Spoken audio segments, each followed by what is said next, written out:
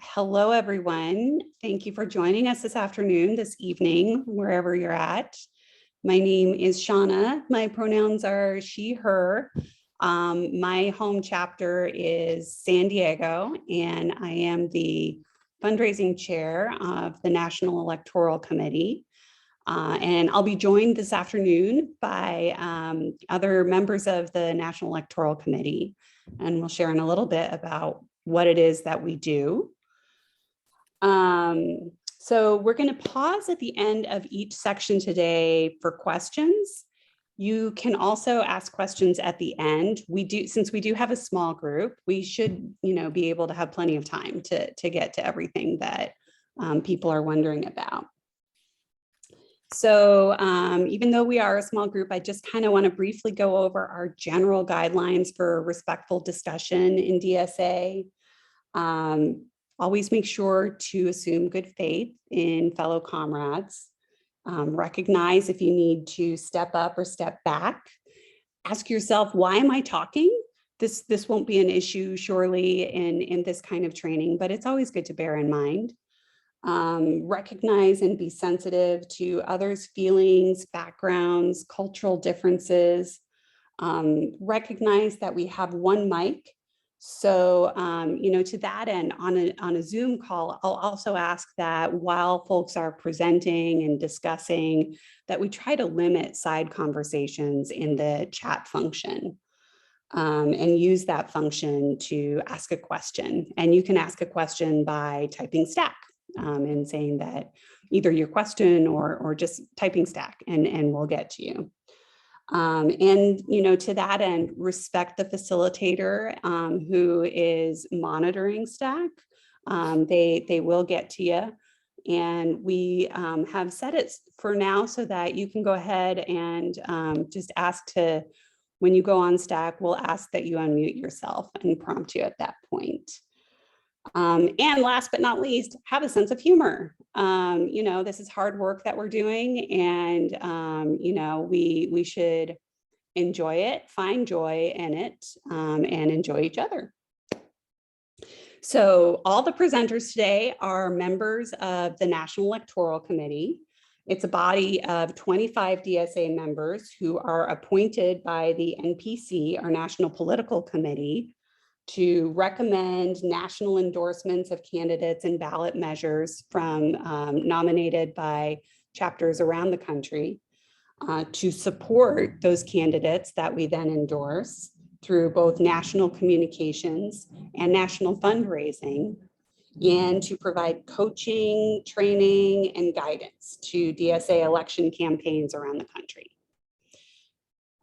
Here's a general overview, if this works.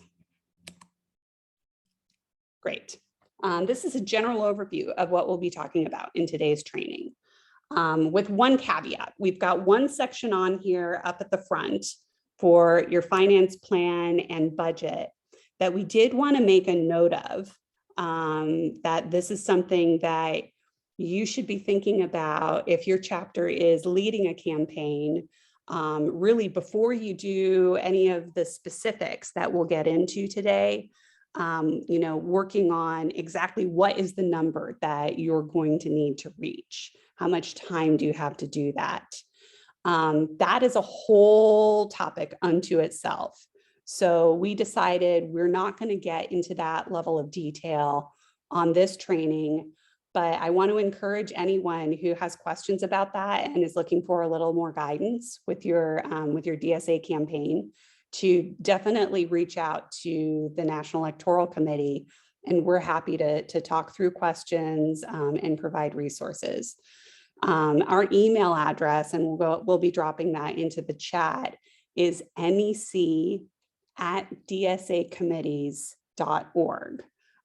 So whether it's a question on that or anything else that we're talking about today that doesn't occur to you during the call to ask, we're happy to talk.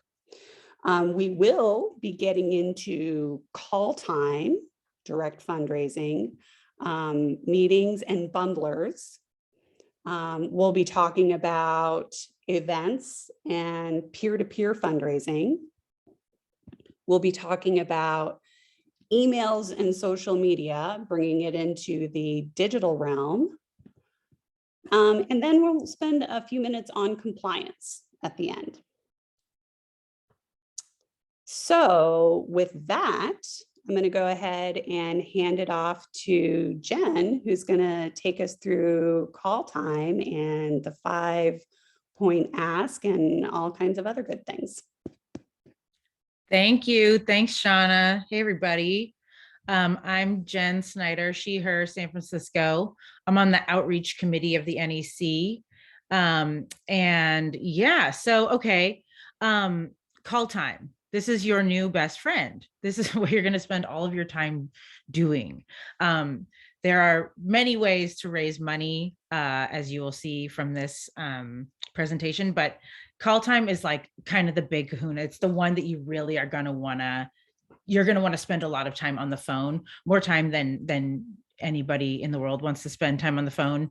You're going to put your candidate in call time jail, and this will just be reality. So get to know and love your telephone. And what you'll want to do first is figure out who's making the calls, right? Like, do you have a finance committee or a finance director that's helping figure out who's going to be doing those for a ballot measure and who the best person is for that when you choose your messenger? Or are you going to be having a candidate sit down and do all of those hard calls, and who's doing the follow-up as well? You got to know your goal. You got to know your goal per call time. You'll take your budget, you'll chop it up into what you have to raise a month, to hit your goals for the next month. And you'll have a goal for call time, and you'll just sit there in call time jail until you hit that goal. And it's a fun jail, though. It's not jail. It's a wonderful place where you get to know every single person that is ever going to support you. Hopefully you can reach them. You also have to do a whole bunch of things to create a list, right? And who's on your list? Your list is everyone you've ever met at any point, everyone that you know, and then hopefully everyone that they know as well. It's also all of your endorsers and everyone that they know, as long as you can get the list from them. And then you want to spend a little bit of time researching those folks and making sure that you know a little bit about them. We'll get into on the next slide why, but making sure that you have some connection with them. So when you call, it's not just a full-on cold call, so you can sort of engender yourself to them. And then you have to decide if it's going to be a meeting or a call. Most folks are calls, but if you're on a ballot measure, for example, and there's no limits to what folks can give, and you think you know a philanthropist who's going to give big, you might want to sit down with them on an actual call. That is a candidate asking me for money right now, I'll tell you what. Good. Yeah, you might want to sit down with them and ask them personally. Some folks say, like, when you get over, like, it depends on the race, but if you start getting into the thousands and certainly past 2,500, you might want to sit down and have a discussion with folks. And then, the sooner that you can ask those folks that have big dollar amounts to give, then the sooner you can ask them again. But if you wait till the end, it's going to be too close together. So yeah. And then the next thing is the best thing ever, the 5-point ask. So next slide. So I also have this like little socialist strategy firm in San Francisco called Redbridge. And we usually do our 5-point ask training as this like super in-depth presentation on influence, persuasion. And we talk a lot about like Aristotle and like studies on human behavior and like tapping into pre-programmed responses to get people like off the fence and into the program. And if you're interested in that sometime, maybe we could do that. But this is going to be kind of the quicker version, still good. So the 5-point ask is cool because it has a lot of the basic elements of any call script you'll get from anybody who does fundraising or anyone who needs to ask for, money, votes, volunteers, whatever. And instead of thinking of this as like something that you have to memorize and it's one more thing, like think of this as Cliff Notes, right? This is a cheat sheet of psychological shortcuts. So you don't have to rack your brain anymore. You just rely on this new mantra. So the first thing is establishing a connection, right? So people really want to do things that are done by people similar to themselves, right? Like I want to give to DSA candidates. I want to give to candidates who want to bring about a socialist future, right? So you need to build that bond with folks and let them know that you have something in common, right? Like if you want your Pavlovian dog to drool at the sound of a bell, you got to start associating it with things it likes, right? It's Tupperware parties or Avon. It's a salesperson complimenting your tie. A compliment from a likable person is really, really, really valuable. And if you don't know that person, if you don't have anything in common with them, it's a cold call to one of your comrades or whatever it is, the best thing that you can do is give them a thank you, right? Like, hey, comrade, it's Jen from DSA, from your DSA chapters. So yeah, we're actually calling all of our members and saying thanks. Like, thanks for wanting more for this world. Like the world is pretty fucking bleak lately, but I have to say that, you know, because there are people like you in DSA that want to create a better place, it helps me get through. So thank you. Say thanks. And it's not manipulative. You know, gratitude is the pathway to enlightenment. So if you can't be grateful for your comrades, who's that really on? So the second thing that you'll want to do is that now that you and your target are close friends, then you're going to have to introduce your plan, which they will love because they now love you, right? Your ballot measure, your candidate, your campaign.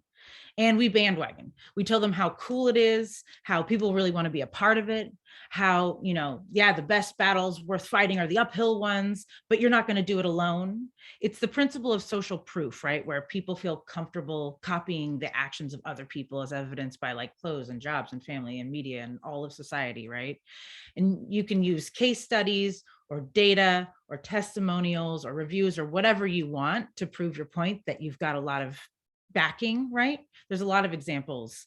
Like theaters will plant, you know, audience members who are instructed to give ovations at prearranged times because other people follow it, right? Or despite everyone thinking laugh tracks are super corny, studios discover that they increase the perceived funniness of a show, right? Sheeple. But the point is to make people feel like they're not going to be doing it alone, that there's a chance for your cool, you know, upstart project, right? So something like, yeah, so I'm sure you've heard about our vacancy tax campaign that we're doing with the chapter. We're going to tax landlords that are hoarding thousands of vacant homes in San Francisco. The campaign is really taking off. Our last mobilization had like 50 folks show up. We knocked thousands of doors. We're reaching people one by one, and people are saying yes. It's amazing, right? And so next you'll go on to your ghost story, right? It's ghost story, it's insider info, it's gossip, it's something salacious to get them going, right? So you've got a tightrope to walk, right? So you just told them it's awesome, it's a movement, right? That's great. But you also really do need their help. So there's got to be something to spur them into action, right? So you name your opposition, you get people pissed, and it's through, you know, insider info or crazy gossip like a poll, right? Or calling out your opposition for taking, you know, bullshit special interest money or whatever. So you say something like, yeah, it's great. You know, there's so many people out there, but I don't know if you heard this yet, but we're really only telling folks in the inner circle. But the word has it that the apartment association is launching a campaign back. They're trotting out like the old elderly landlords saying that we're out to get them and all the mom and pop homeowners in town. They're ignoring what we're really doing, which is really trying to address speculation that's decimating our neighborhoods. And they already put $1 million into that fund, and more is coming, right? Uh-oh. So then next up is you're going to do a hard ask. Does anybody know what a hard ask is here? Similar to a hard ass. You gotta get, yeah. So no, I bet. I think Tyler does, and so does Kurt. Cool. I don't know if people can unmute themselves or just want to say what it is in chat, but you may. Or yeah, when you ask them for the dollar amount and don't give them an out. Just kind of, I guess if I were calling you, be like, all right, Jen, sounds like you're on board with us. You ready to make that $250 donation today? Obviously, ooh, with a little more pizzazz or whatever, but. I dig that, Tyler. You are very correct. Very correct. Yeah. So a hard ask is where you get them to unequivocally commit to something, right? So Tyler asked me something that if I said yes to that, there was no question I was going to be giving $250. That's what he asked for, right? So that's awesome. And a soft ask is something that you don't really know what the outcome is. It's like, want to volunteer sometime? We don't know if they're coming on Saturday or if they ever really will, right? Or like, cool, does that sound like something you think you might be able to support? It's like anything in the world sounds like something you think you might be able to support, right? And the reason that we do this is because people are absolutely obsessed with consistency. We have this desire to have our actions be consistent with the things that we've said, right? There's a lot of human studies on this, but one that I love is this Drive Carefully study, where they ask people in a neighborhood to put up signs saying, I support driving carefully, right? It's not even driving slowly, it's just being careful when you drive. Everyone supports that, fine. And they asked people, will you put up this ugly sign? And 17% of people said yes. Most people were like, no, I don't want to put that up. They went to the next neighborhood over and they asked people to put up the signs, and 76% of people put up the signs. What's the difference? They had called before, the week before, and just asked, do you support driving carefully, our campaign, and did not have them put anything up. They just wanted to know if they supported. When they committed to supporting it, which everyone did, they felt compelled to go the extra mile and put up the sign and prove it to them. So get people to psychologically commit to you. You have to make sure that they know exactly what they're doing and when, right? So I'll say like, great, yep, well, we're going to fight back that apartment association with the best way we know how, right? People power. We got the people. We just need to power this movement and get the lit and the signs and the materials that we need to reach out to our neighbors. So can I count on you to donate $250 today?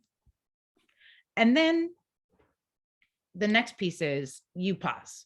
And this is just like the common, just do it. It's that everybody does. It's how you do it. It works really, really, really well. See how much Shauna's nodding? Shauna does nonprofit fundraising, which is a whole nother bag. We're all in agreement. We all come together on this. So you just pause, just wait, just say nothing. And they will say either yes, or they probably won't say no, but they'll make some sort of sound that makes you believe that they might need to go a different direction. They'll be like,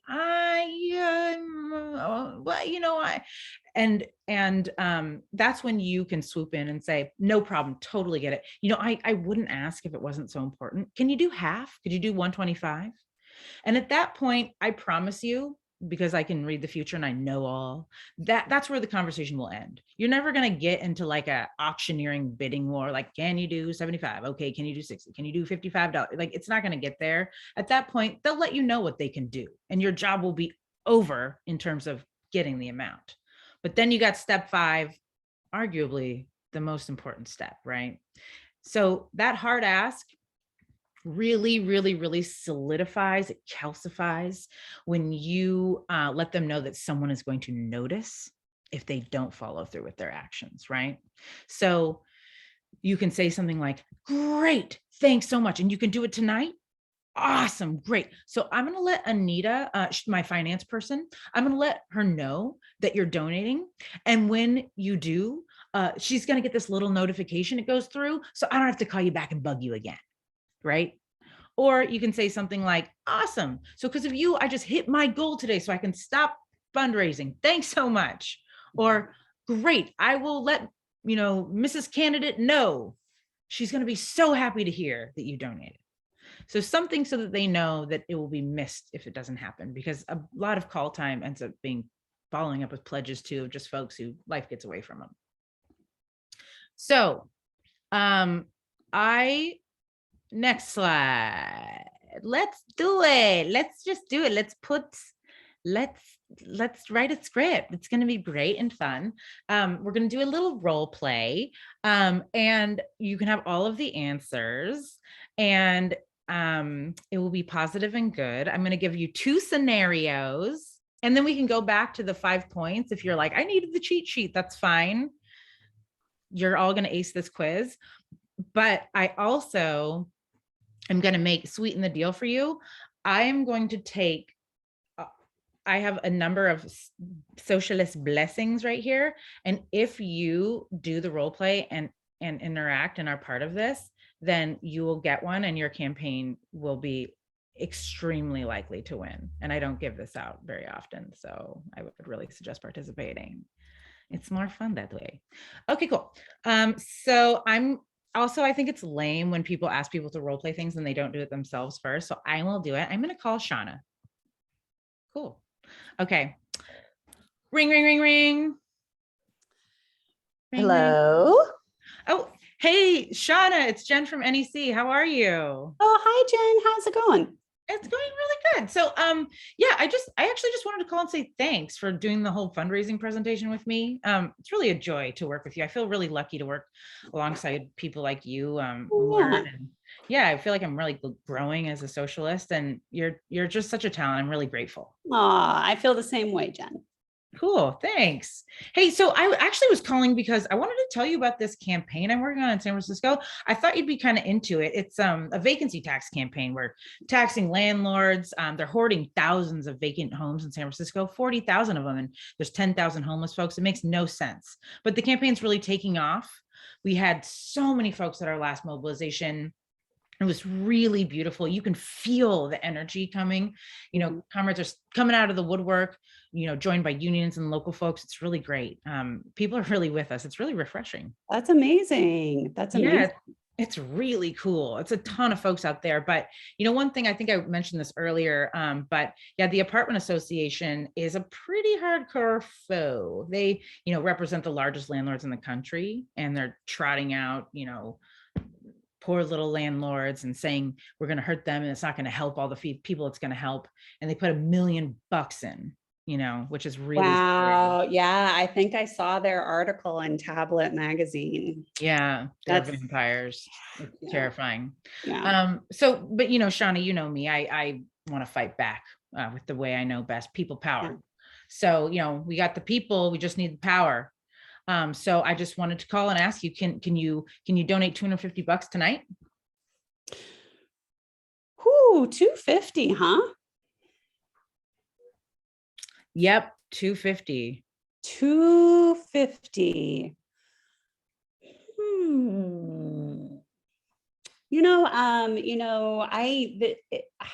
I just really want to help. And it sounds like an amazing campaign.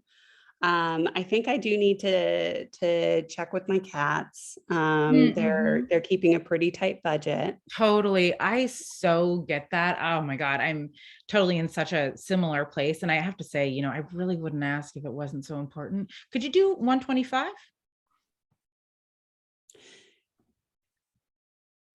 Yeah, I think we can do 125. Awesome. So glad to hear it. I really appreciate that. That's really great. Cool. Okay, great. So could you do that tonight? Yeah. Awesome. You take Bitcoin?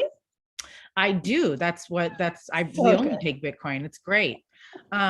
Cool. So, you know, I'm going to let everyone in the campaign know that, you know, the NEC fundraising lead is donating personally, and they're going to be really happy to see that come in. So they're going to be really appreciative of that, Shauna. All right. I'm so excited to get those landlords. Yeah. Woo. Okay. Thanks a lot. I'll talk to you soon. Bye. See how easy it is? It's so easy. It's so easy. Okay, so next we have a script or a thing. What is it? Scenarios. You can choose either one or make up your own, or that's actually kind of it. So we've got two things. One, you could do a cold call to a comrade you never met, or whatever. You could do whatever you want. For a rent control campaign, a rent control campaign we're working on just is getting on they turn in their signatures tomorrow. Very exciting. And you can ask them for $100. And the scenario is your rent control campaign just got on the ballot after a huge volunteer signature gathering effort, and the realtors have already opened an IE. Jesus Christ. No, that's one. Or you can, you're running Debs for state assembly.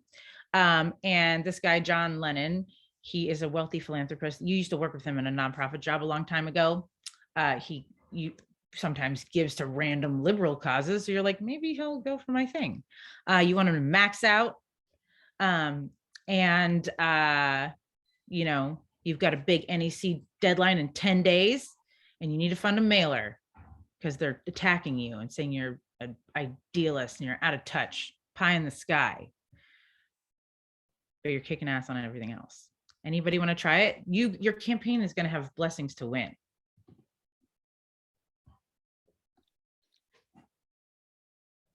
I'm sorry, what was the question? Do you want to try calling me or anyone and doing a 5-point ask? We can also go back to the 5 points to make it so easy. Yeah. Well, I'd like to. I give it a try. I'm not sure that I remember the 5 Go back points, to the 5. Go back to the 5. Where this is, you can have the whole. This is yeah. Don't Okay. worry. You want to give you whatever you need. So I'm going to mix it up a bit. I'm going to make a cold call, but in favor of a particular candidate. Cool. Great. Okay, and I'll make myself the candidate. Okay. Okay. Oh, great. Oh, you're calling this candidate. Love that. Okay. Okay. All right. So, Candidate Siegel. all right, how do we begin? I'll pick up the phone. Hello. Hi. I'm calling. My name is Bill, and I'm calling on behalf of the Bread and Roses movement, and we're supporting the candidacy of Jerome Siegel, who's a Bread and Roses socialist. And you're wondering probably what's Bread and Roses socialism. Well, it's 3/5 Bernie Sanders, 1/5 Henry David Thoreau, and 1/5 the Quakers. And it's really exciting. Jerome ran once before and got totally frozen out by both the media and the Democratic Party. But this time, because there's no incumbent, it's totally different. And he's been invited to like 30 of these forums all over the state. And we're getting a lot of support. And let me tell you something that people don't really understand, which is that, we might actually win. They really think that how can a socialist win? But the reality is that it's such a wide open race with no incumbent. There are like 9 other people. And if we can mobilize, half of the Bernie voters in the state, that would be, 15%, but that leaves 85%. And if you divide that evenly among the others, none of them even get the 10%. So, we can have the first socialist governor in the United States ever. So we're going for public financing, and we can't take anything more than $250. Could be as little as 5, but we really have to collect $120,000 through this. So could you give $250 tonight? Yes. Yes, I can. All right. Well, that's great. Now, it turns out that there's really a complex certification to get the public funding that contributors have to do, and you'll have to actually do sort of a digital signature on something that we'll send you. But could you give us your email, and then I'll have our email guy send you an email, so I don't have to bother you again. Yes, I will. I will look out for it. I'll send you my email. Thank you. Actually, I need to get your email now because you don't have my email. Okay, I'll give it to you. It's jen@dsa.org. How do you spell Jen? Cool. Cool. Okay, that's Nice it. work. Nice work, Bill/Jerome. Loving it. So I think that Ghost Story, terrifying, got froze out last time, but you got a huge movement this time. You did a hard ask. You had accountability. I would just say next time, give me a little establishing a connection. Tell me about. Well, Yeah. The What only do we thing I got in had, common, the only thing I had was that the list that I'm calling was screened for progressive voters. So when I said, 3/5 Bernie Sanders, supposedly I was speaking to somebody who was on this list because they liked Bernie Sanders. Got it. Cool. Groovy. All right. I think that was beautiful. Anybody else want to try get a bunch of luck for your campaign and try a role play?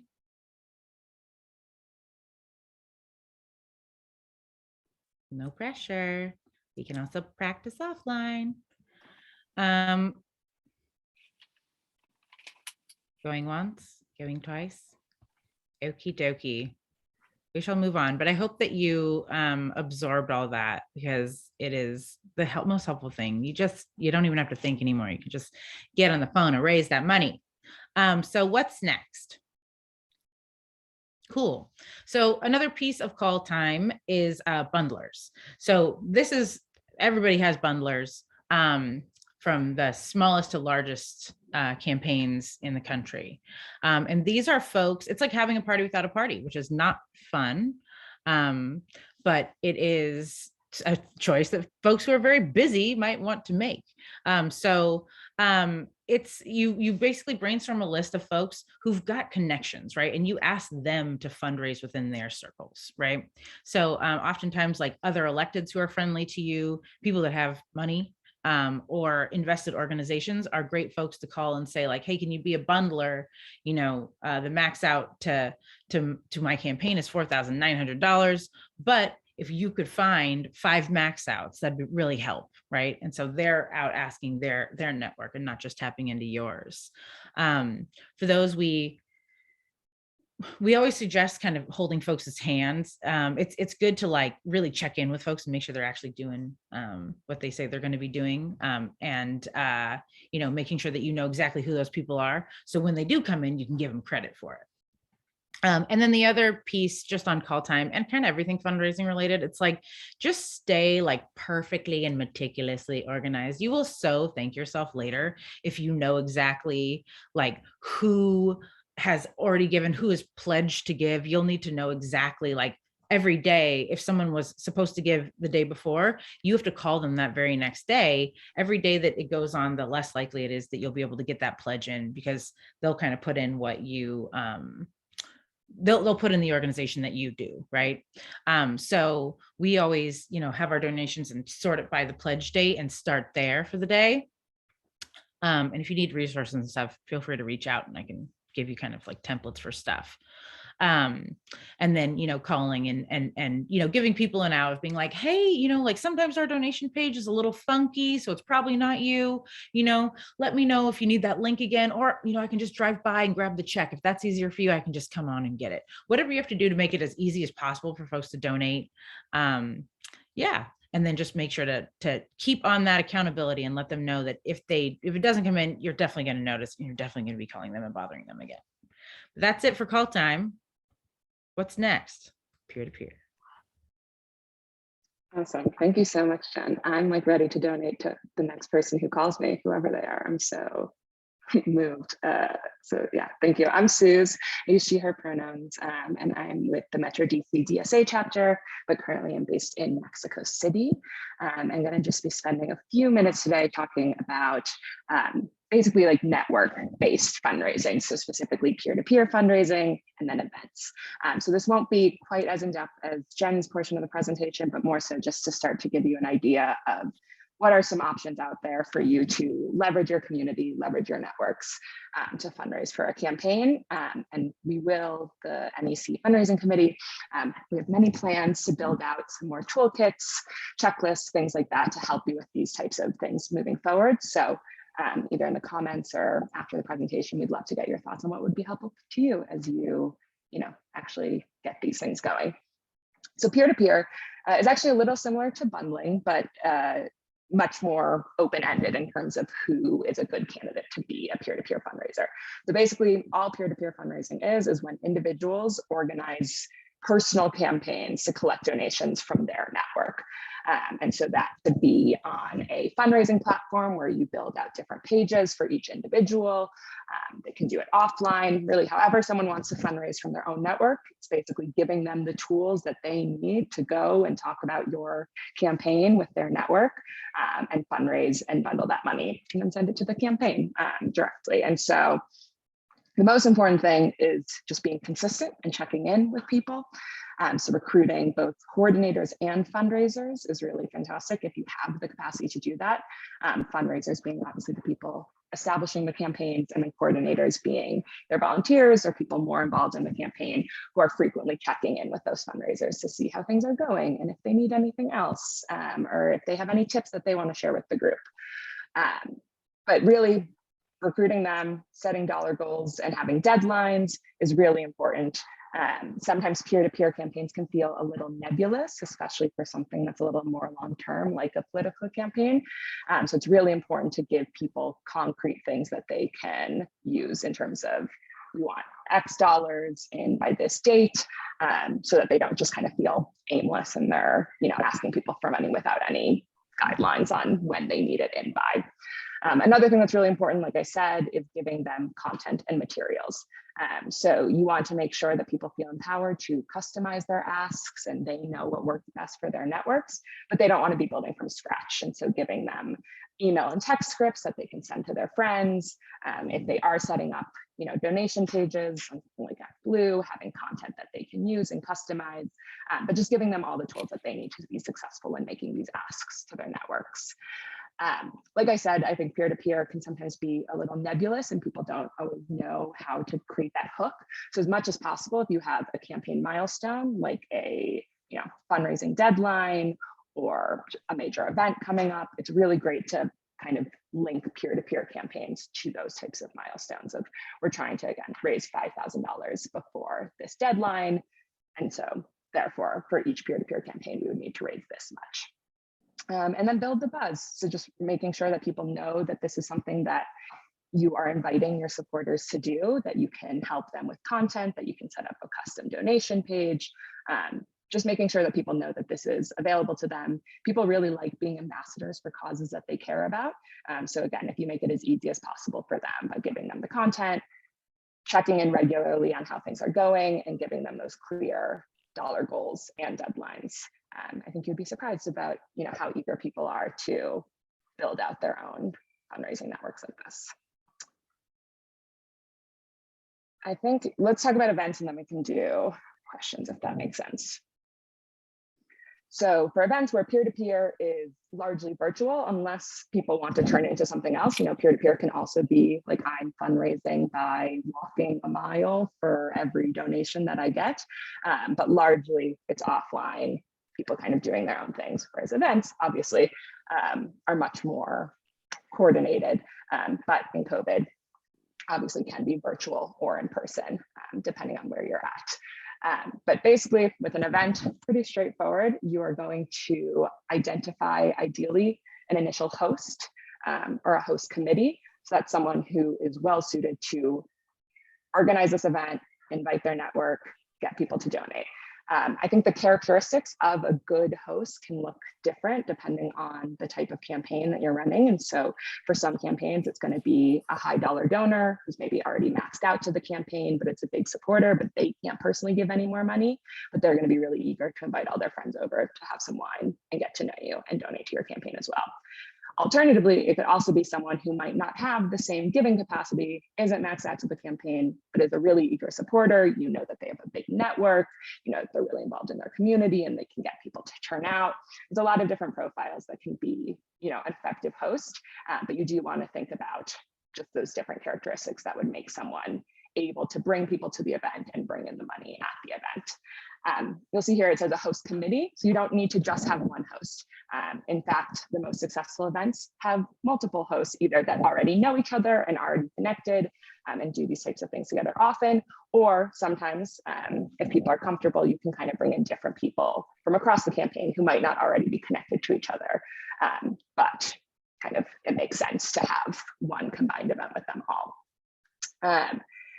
Then you're going to set a goal depending on, again, how many people you expect to come, how much you think that they have the capacity to give, lots of different factors. And again, this is going to vary really significantly based on the race, but you want to have a really clear number in mind before you start planning the event, because events are a lot of work.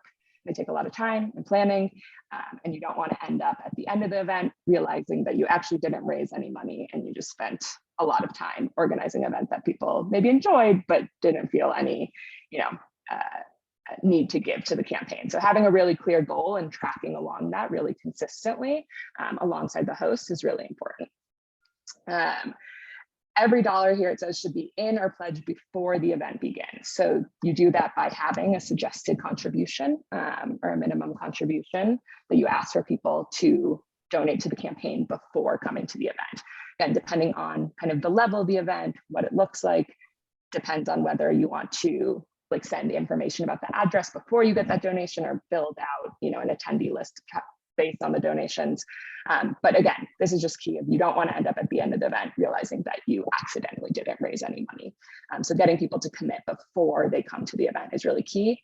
I'd say the one caveat there is that often people will feel compelled to give more after meeting the candidate and seeing the momentum. So you want to make sure that you always include an additional ask at the event, either from the host or the candidate themselves saying, like, hey, we're so happy that you're here. If you do have the capacity to give more, it would mean so much, et cetera, and have a way to collect those donations during the event, whether it be a link or checks or things like that. But getting some commitment minimum before the event is really key, but then giving people the opportunity to step up and give more if they are moved by the event. In terms of the hosts, you really want a solid commitment again that they'll raise the money. So people are often really eager and they want to help, but that doesn't always translate to them knowing exactly what to do or how to follow through on something. So you want to be really consistent with them of checking in, asking how things are going, asking, you know, how many people have they invited? Have they sent invites out yet? What's the reception they've been getting so far? That's like the holding their hands piece of just making sure that they feel, one, supported and appreciated for doing this for the campaign, but two, that you have a sense of how things are going and that you can kind of track things as the event progresses. With host call time, similar to call time of inviting people to the event and asking for a donation to the event. Sometimes it really depends on the host comfort level, but often hosts will be totally fine with the campaign inviting other people to their event. You know, an event doesn't have to exclusively rely on the host network. It can be a combination of other supporters from the campaign and the host network and whoever else it makes sense to invite, but be creative. And again, just make sure that you're being really consistent throughout the process and making sure that the dollars are coming in through the door, that they feel confident about the event itself, that you're tracking RSVPs, things like that. And then in terms of logistics, again, this is going to look really different depending on the type of the event. A lot of the times a host, if it's like a house party, they will take care of food, drinks, etc. Again, your job there, assuming that they are covering that, is to check in, make sure that things are planned and scheduled. And also, we'll get into compliance later, but noting in-kind donations and making sure that you have a sense of how much money was spent if they are handling the logistics there. But other than that, kind of similar to call time, just being really organized. So keeping a list of RSVPs, keeping a list of how much they donated, who invited them, just having a really solid sense before you walk into that event of who's going to be there, how much money are you going to make, and kind of what is the goal of this event in terms of networking and building out a base for future events. Yeah, I don't know if there are any questions about either peer-to-peer or events.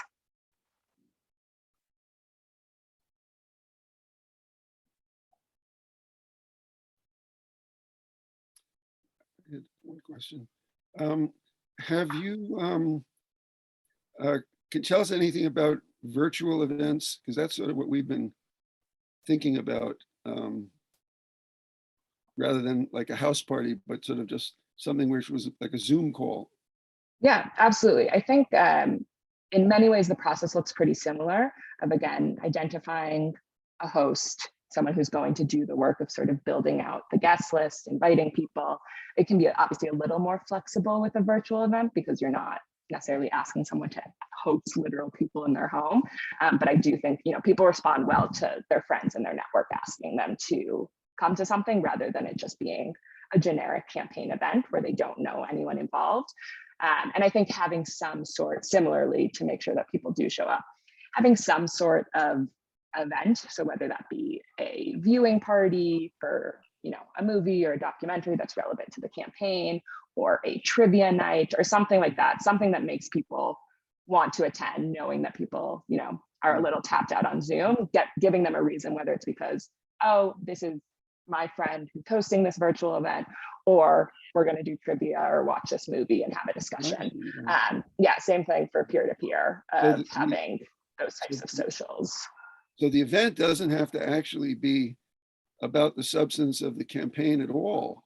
It could just I think it depends. I think you definitely want to have the opportunity to, you know, to get people to get to know you and know about the campaign, but that could look like, you know, 5 minutes at the beginning and then a Q&A at the end.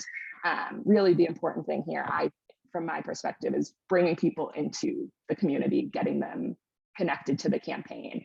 And so I think absolutely you want to spend at least part of the event talking about why you're running, kind of what your goals are in the role, things like that.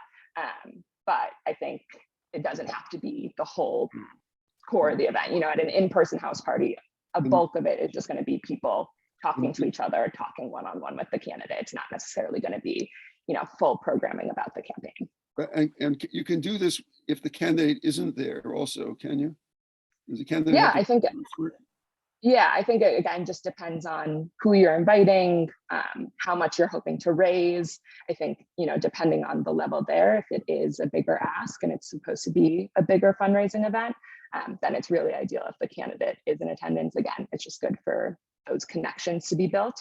But especially for peer-to-peer fundraising, I think Tyler put this in the chat, especially for peer-to-peer, encouraging people to set up their own like trivia nights or watch parties or things like that. That can be kind of to raise money on behalf of the campaign.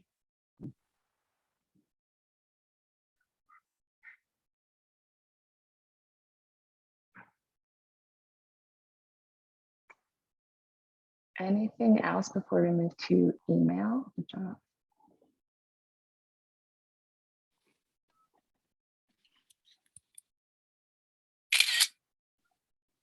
Cool. Take it away, John. Thanks, Suze. Yeah, so my name is John. I use the He series. I am on the organizing committee up here in Boston in our electoral working group. I'm also on the NEC. I'm on the fundraising subcommittee with some of the other folks on this call. So I'm going to be talking a little bit about some best practices really for email fundraising. And the first thing I'm going to do is drop a link in the Zoom chat. This is actually a form that you can use to sign up to get email updates from us as we start to build out and think about doing some of the stuff for the NEC this term. So it's a great way to see hopefully some examples of what I'm going to cover to come soon. And also just to like plus one, everything Sue said about toolkits and resources, and this content kind of assumes that you have a mass emailer. And I realize that may not be something that, you know, your candidates or folks on this call have access to. So we're going to hopefully be creating resources and pointing you in directions where you can find out more about how to sort of figure out, you know, how to get one of those tools, which ones to pick, et cetera. And yeah, so basically all of digital fundraising as a concept is kind of crammed into this slide and the next one. And there is a lot that can go into it at a high level. This assumes that, you know, if you have limited capacity, you really want to just be thinking about email. It is really probably, if you only have a little bit of time to spend on this stuff, really the one thing that you should do. So we're going to spend a lot of time on this slide and then a couple other things on the next one. But in terms of digital fundraising, again, just the main takeaway, email is the driver of almost all volume when you just look at different channels. So your digital fundraising usually is pretty much just equal to the extent that you have an email program. And what goes into an email program, you can see on the slide some of the things in the circle on the left. So they might be in a good email program, gives you a sense of like some of the labor that can be involved.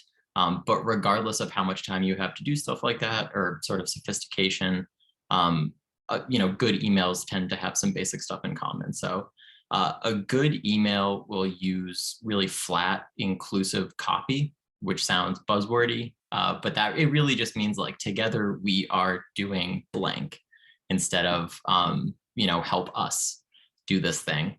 And then just with length and spacing, when you're actually drafting the copy, just remember that a lot of people are going to be looking at this on their phones. There's different device sizes of screens these days. So shorter is often better, but that's something to pay attention to. you want to make sure you have a clear theory of change in the email, and that is a clear problem on the one hand, and then on the other hand, a clear thing that we can do about it together. So that kind of ties into having a clear ask, and I know this showed up in some other contexts on this call. But yeah, like a clear ask or a call to action in the email. So, donate before this deadline, or volunteer at this specific action, or on this day, or go to this, peer fundraising event or something, or sign up to host one, right? And you also want to have obvious buttons in the actual email that people can use to take action. So this starts to, again, get into assuming you're using a mass emailer, but usually in these tools, there's a way to, do things like insert a button that's really prominent, and to brand it with a logo in the header. So you want to make sure you're doing that too. It's a little in the weeds, but if you are uploading logos or things like that in these tools to brand your emails, small file sizes are good because the email will load and open a lot faster.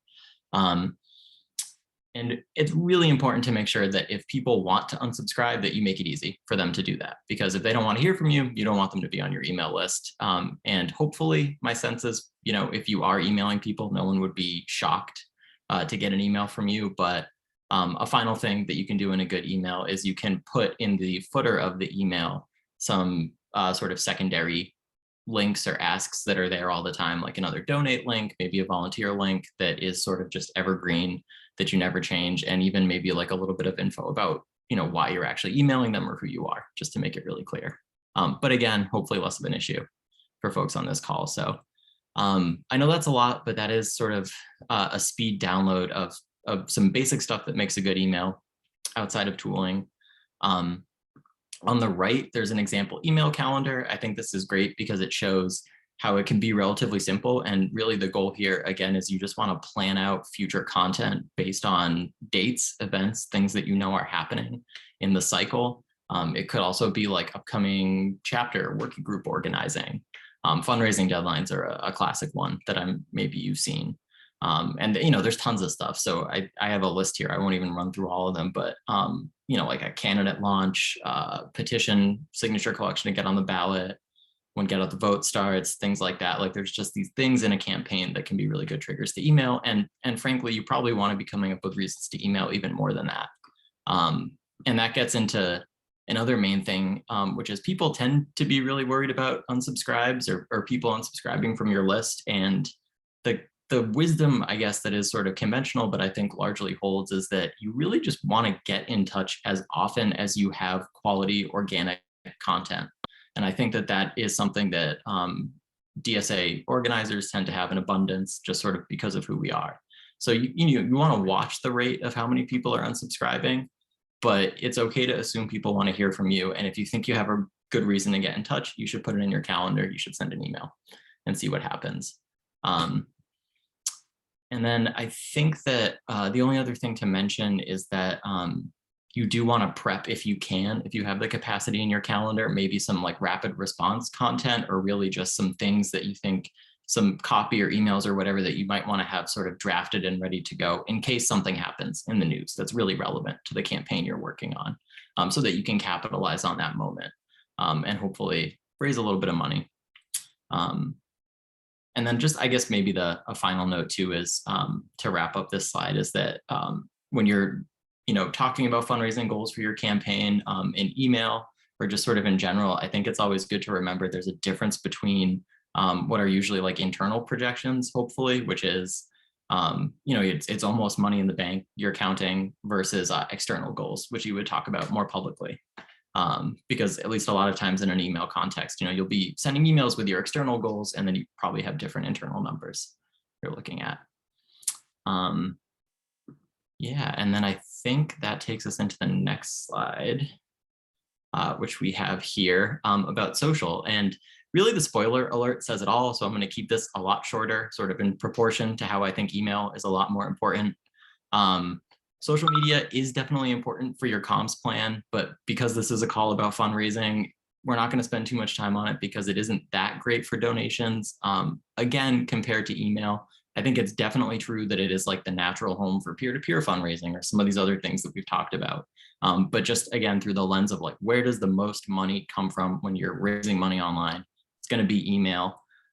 With social, it really can start to be almost like another calendar of content you need to create with less of a fundraising impact. So viewed through that lens, it's not really recommended in terms of, spending a ton of time on it. Again, if you have time to think about digital fundraising, I would just want to stress, think about picking something that will allow you to send mass emails. Action Network is a name you may have heard. There's these tools, and we're going to have more on this on the last slide, that you can get help from National DSA about getting or using. And then just get going with a calendar of some emails that you think you need to send, and see how it goes. That's really it. So kind of in closing, I guess, on the digital fundraising piece, I would just say that front loading it as much as possible is great. I think digital is very different than some other parts of electoral campaigning, where you actually can kind of prepare before you even launch or announce. You want to do things like, get a basic website ready for your candidate or for your organization or issue. You want to draft as much email content as you can. And then just really quickly to touch on sort of getting a website ready. I know that's like a very big general comment, but I would just say you just need something basic that makes it really easy for people to sign up to get email updates from you. Spoiler again, because most of the volume is going to come from email. Have a clear donate button. You probably won't get a lot of donations from your website unless you have like huge name recognition, but that's okay. A volunteer sign up is always good. Bio, issues pages, these things matter. But we're really talking about like a Squarespace or Wix sort of do-it-yourself website.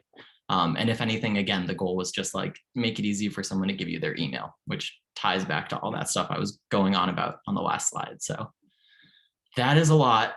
I'm going to take a deep breath of sort of general digital fundraising stuff condensed into a couple slides. But yeah, any questions on any of the above? And then we have one more sort of wrap up slide, and that we can go into more general questions in a moment too. Yeah, and feel free to just come off mute, I think, because we're a small group. If we start to need it, we can use hands or stack.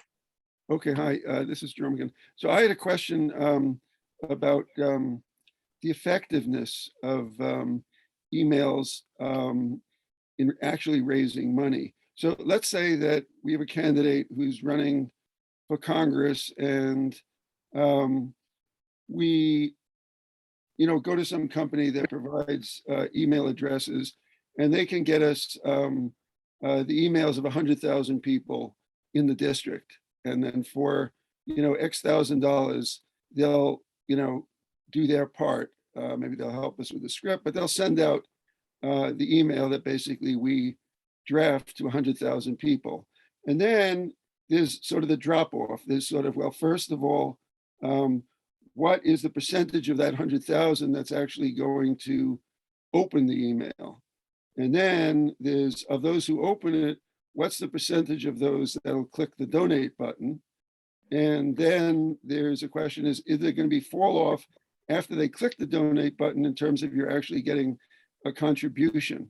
And so what I'm sort of curious about, I know, of course, it must vary enormously, but what would you think is sort of, relatively the ballpark for what you might expect in terms of, for instance, the percentage of people that'll open, and then the percentage of those that'll click, and then the percentage of those that'll actually donate?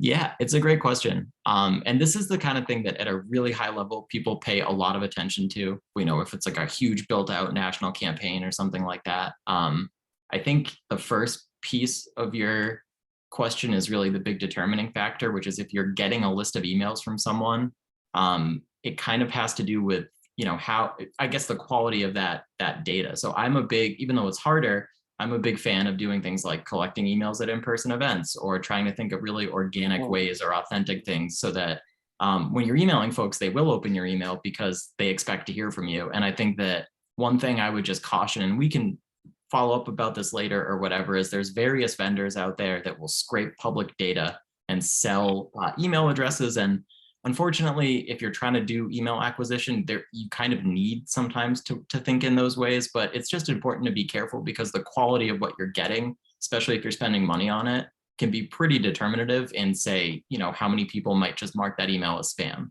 And then all of a sudden, the next time you go to send an email, even to your plugged in, dedicated organizers in your chapter, maybe it ends up in their spam inbox and they don't see it. So just something to think about.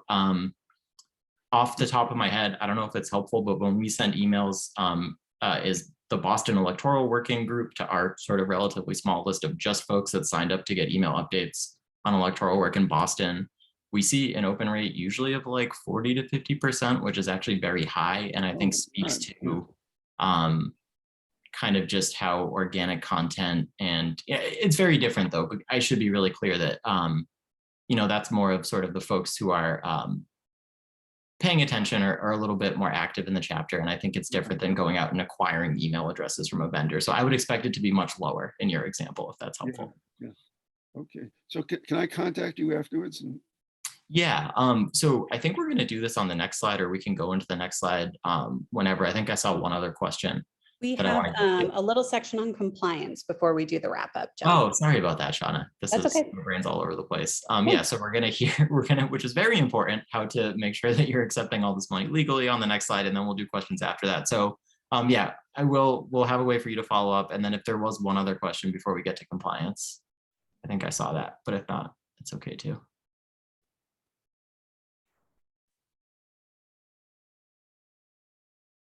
Perhaps not. Hearing nothing. Okay, cool. I will hand it off now to Renee, who's going to talk about compliance. Hi, everyone. Renee, she, her, East Bay DSA, a member of the NEC, a co-chair of the East Bay Electoral Committee, and a lawyer.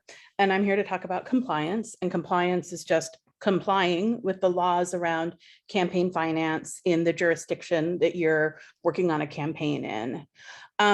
So in order to accept money legally in almost every jurisdiction in the United States, you have to form what's called a campaign committee or a political action committee, or it'll be some kind of committee, but it's an entity, it's a legal entity that can accept money on behalf of either a candidate or a ballot measure campaign. And it basically is, it's just the legal form that's used for that.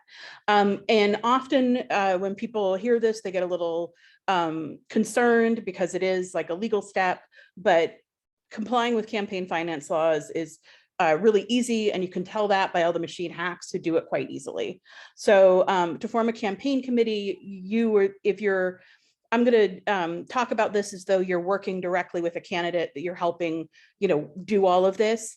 Often if you're endorsing someone who is sort of running for office already, they'll already have this set up, and you will need to worry about what DSA can do legally to give donations to the candidate, including the kinds of in-kind donations that we were talking about earlier. In-kind donations are just, rather than money, things that you give. So, if you have a fundraiser and the food might be an in-kind donation, that kind of thing. So to form a campaign committee, you basically need to have a bank account to accept donations. And so you need to apply to get a tax ID number from the IRS that says, hi, we're a political committee. We want a tax ID number. You get your tax ID number, you open a bank account, and you register the campaign committee with whatever the relevant regulator is. So if you're running someone for state assembly, for the state legislature, the relevant regulator is almost certainly going to be the state campaign finance authority. Sometimes that'll be the Secretary of State's office. Sometimes it'll be a board or division of elections. It's called different things in different states, but if you just literally Google campaign finance and the name of your state, that regulator will pop up, and you'll learn how to register with that entity. For all of this stuff, we have a compliance coordinator on staff with DSA, Brandon. You can reach him at compliance@dsausa.org. If you have any questions about any of the stuff in your own state when you get to doing it, that's a great resource. The second thing I wanted to mention, because we're talking about, creative ways to fundraise, thanks, Shauna, is the importance of keeping records, right? So everybody who's doing fundraising into a committee, whether you're fundraising for the candidate or whether you form a DSA PAC, you should be using a system like ActBlue, which already does a lot of the compliance for you. And it creates the kinds of records that you need to report the activities of your campaign committee to the state, right? Almost every, again, jurisdiction requires the reporting of certain kinds of donors. That regular reporting is going to be a whole lot easier if you're using a system like ActBlue that's already recording all the information you need to report. And the big thing that I would want to say is, do not use Venmo, do not use Cash App to collect donations, because you aren't going to get the records that you need. You want to always be pushing people to ActBlue or Action Network, something that's grabbing those records, right? So quite often someone will be like, oh, I want to do a fundraiser, and they collect at the door using Venmo, and then they show up to you and they're like, hey, I did this fundraiser, I have $600. And you're like, great, who donated? And they're like, oh, here's a Venmo ID. And then you're going to have to go back and find all those people and their address and their employer, and it's going to be a pain in the ass. So you want to keep records, and you want to do it as through, it's really easy to use ActBlue. You can then sell tickets to any kind of fundraiser you have. Just, you can even, you can set up a bit.ly, you can set up a QR code. There are lots of things you can do to make that ActBlue page accessible, but you're going to be so happy if people donate through that rather than through other means, including, handing you cash. Bad. Good, ActBlue. There are competitors to ActBlue that I don't have any, particular skin in the game for ActBlue. I do prefer it of the ones I've used. Reporting promptly. Whoever is in charge of this whole process, you want them to be someone who's really good at getting stuff done on time. Someone who files their taxes the first week of January, that's a great profile for your treasurer or the person who's doing your record keeping. I've been the treasurer of many different PACs and DSA. I'm a terrible person for it. I have ADHD. I file my taxes late. I am not the person who should be doing it. You want to find a really on the ball person to be in charge of that piece of it.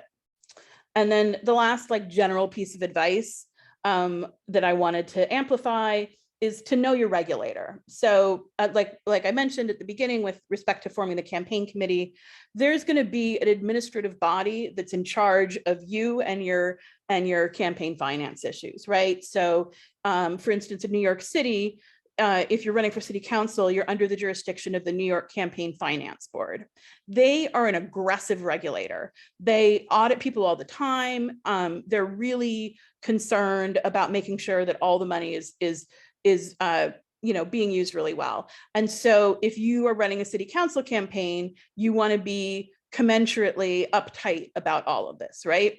On the other hand, the New York State Board of Elections never prosecutes anybody for anything. Quite literally, there's a news story that 500 people just never filed their reports. They never go after anyone. So you might have a different approach to, you're not breaking the law, but you're also not going to necessarily be as you're just going to take that into account when making decisions about how you're going to act. So know who is in charge of you, know what they care about, know the rules. And again, if you have any questions about what's up in your jurisdiction, how to do any of this, you can reach out to me, you can reach out to Brandon. But I just wanted to highlight some of these issues that I've seen DSA chapters run into. Get going on compliance early. You're going to be glad you did, because it's, again, super easy to do. This isn't rocket science, but you got to know the rules, and you got to make sure you have those systems in place before you get going, so you're actually able to spend all this money that you raised through the techniques we learned earlier.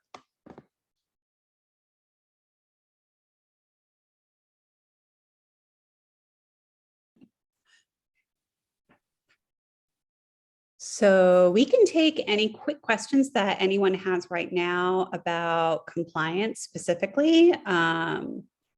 Otherwise, we'll go to just a quick wrap up, and then any more questions that anybody has about anything that we covered today or that seems tangentially related.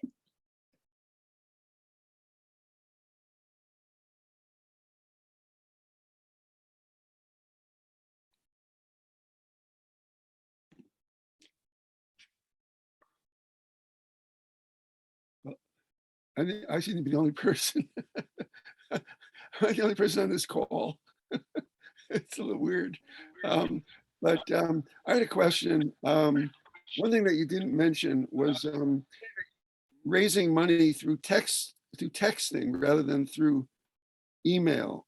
And I've heard some, good things about that, in the sense that I guess there's no spam if you're texting, and that the open rate compared to email open rate is, sky high. I'm wondering if you have any experience with how successful that is. Let's say raising money. Yeah, I think it sounds like maybe that one was for me. Yeah. So typically, from what I know about it, you're either doing peer-to-peer texting, which is something that a lot of DSA chapters do, where you have like a tool where volunteers are using like an interface to send text messages manually, usually with a script pretty quickly, or like a broadcast SMS tool where you're pushing a button and you're texting a ton of people at once. The second one is probably prohibitively expensive for really most of the folks we're working with. And then when you get into what the first one is, it starts to become, I think, maybe a question of volunteer hours in terms of using a peer-to-peer texting tool. Outside of that, there is increasingly, I think, like a spam problem with SMS stuff. So it used to be that, yeah, email was more spammy, but I certainly get weird fundraising texts that, lists that I haven't signed up for. I don't know if anyone else does. And Apple iMessage is increasingly starting to think about like filtering those into a separate folder. So I think the general principle applies, that it's totally okay to text people and ask for money. I think that's great. But you would just want to make sure that those folks were not, shocked or very surprised to hear from you, because then they would just probably be marking that message as junk. Yeah. Well, I'm actually talking about sort of massive texting. Like I actually did recently send out a text to 1.6 million people. Oh, wow. So that sounds like broadcast SMS for sure. Yeah, I haven't very well in terms of raising money. That's the thing. Oh, wait, you said it didn't? I thought we were going to, have boatloads of it, and we were trying to get public financing. And we thought that one message, we, even a small percentage would give us, we had to get 1,500 contributions of at least $5 was one of the hurdles. So, it was like, I don't know, 800 times greater than what we needed is what we sent it out to. And, we got almost no contributions out of 1.6 million texts. Yeah. We can't figure out why.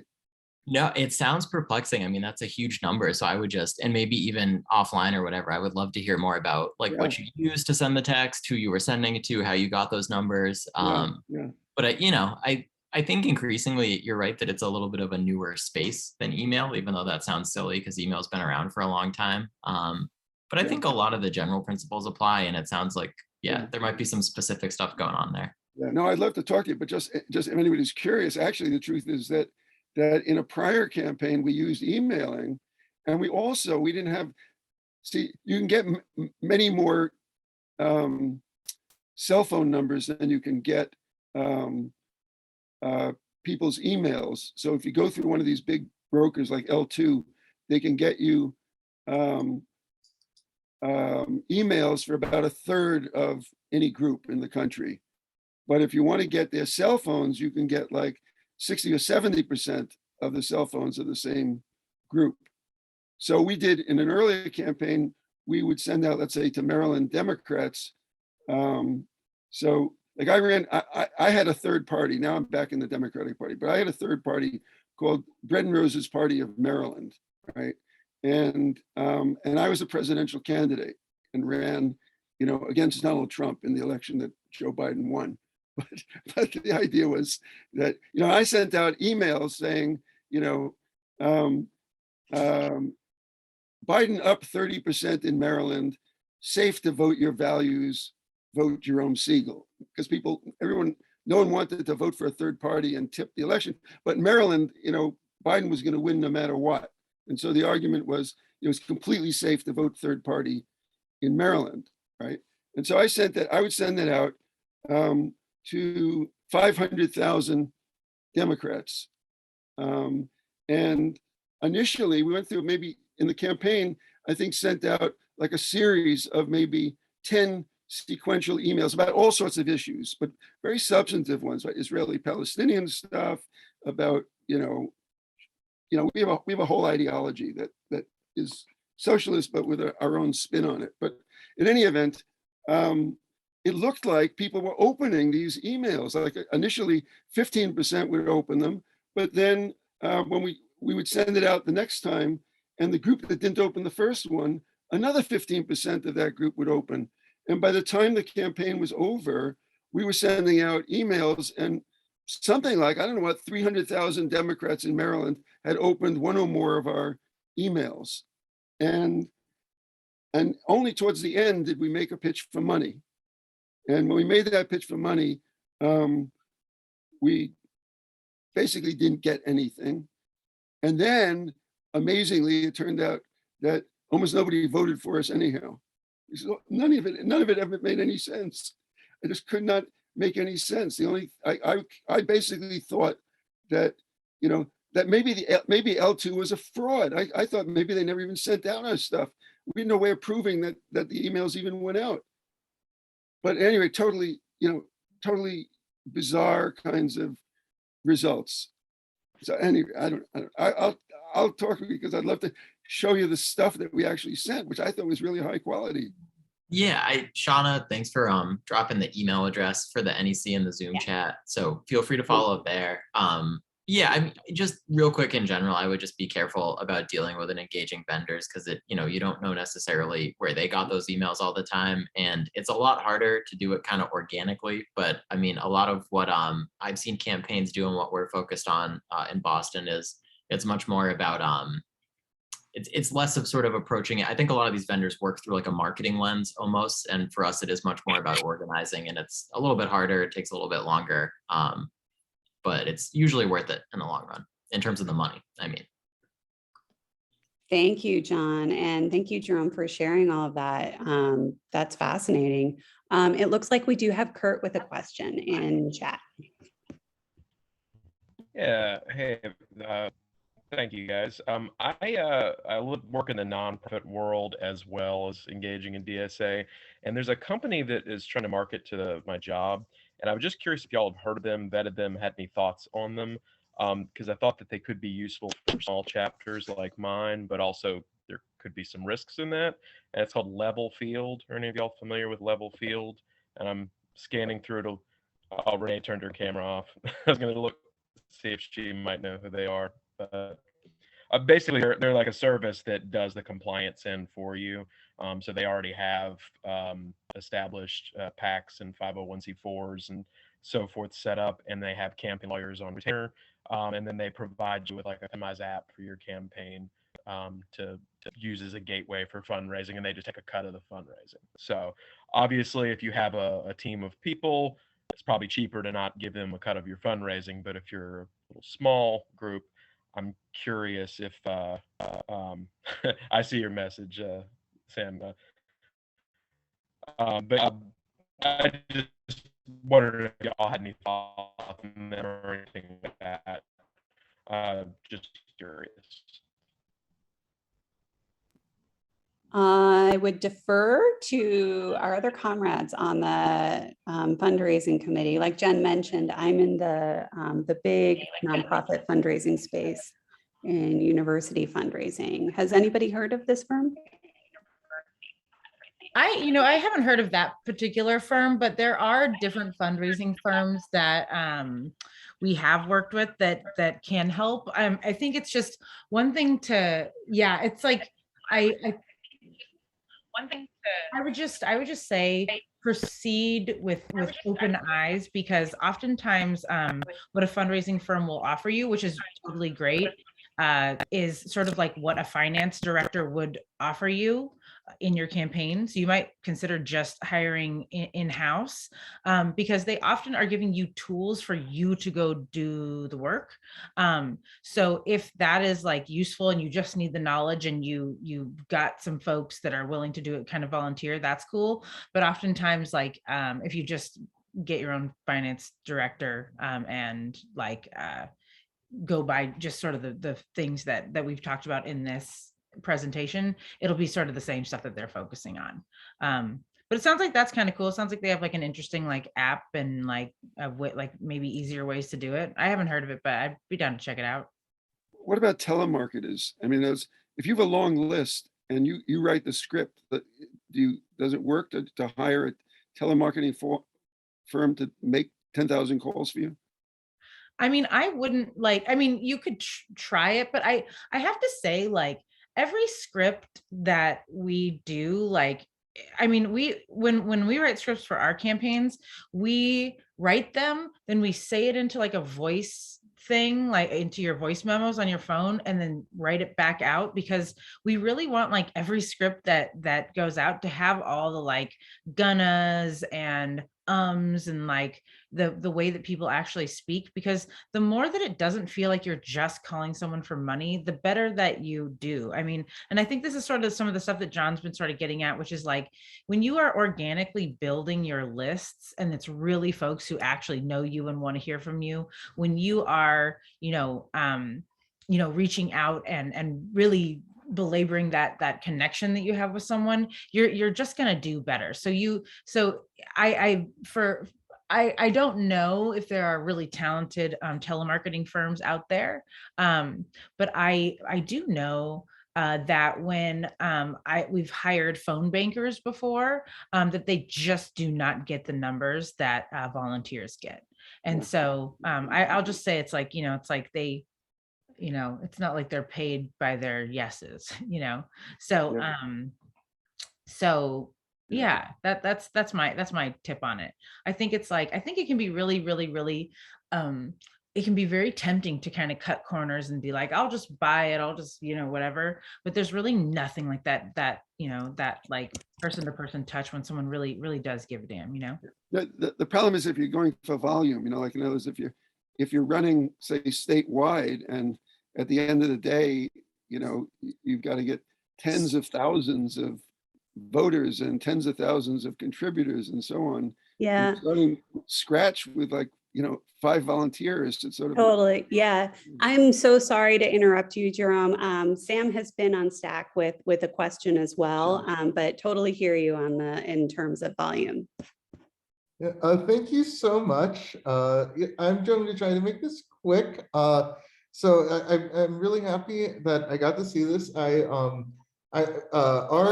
chapter, Pittsburgh, we're having a training similar to this. I think it's next Saturday. And I was wondering if it's possible if I could get the slides from this training.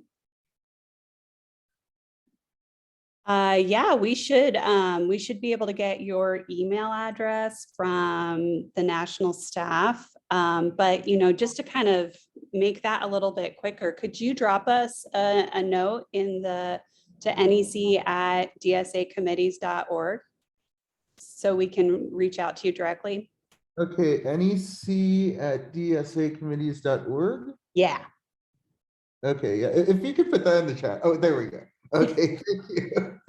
Of course, of course. Oh, good. Okay. Let's see, who's on point to wrap up? Yeah, well, so I think that we covered, I think, a lot of the questions. This would be more, I think, things we're thinking about in terms of future trainings or just, content here that might be helpful. So this would be getting into like coming up with a budget, coming up with a finance plan for a campaign, picking your tools. So I know that some of this stuff starts to relate to, what vendors might you be working with? What like contracts might you be signing? It's important to get that stuff right. So there is an email address here, org tools. It is an inbox that goes to the staff at National DSA who are sort of in charge of the tools that National DSA is using. And it's a great place to ask questions. I think I saw in the chat, Kurt potentially was asking if you could send an email there. Totally fine too. And yeah, other things like that, maybe comms plan. Obviously it doesn't have to just be fundraising related, but these are some topics. So if any of that sounds of interest to you or useful, please definitely do connect with us. There is an email address in the Zoom chat. nec@dsacommittees.org. And then just one last time, I'm going to drop the link to this form, if I can copy and paste correctly. That will let you sign up to see the emails we're sending to benefit our fundraising for endorsed candidates this cycle. So check it out. Cool. Thank you all. Thanks, Thank y'all. you. Thank you. That's a wrap. Have a good evening. So long.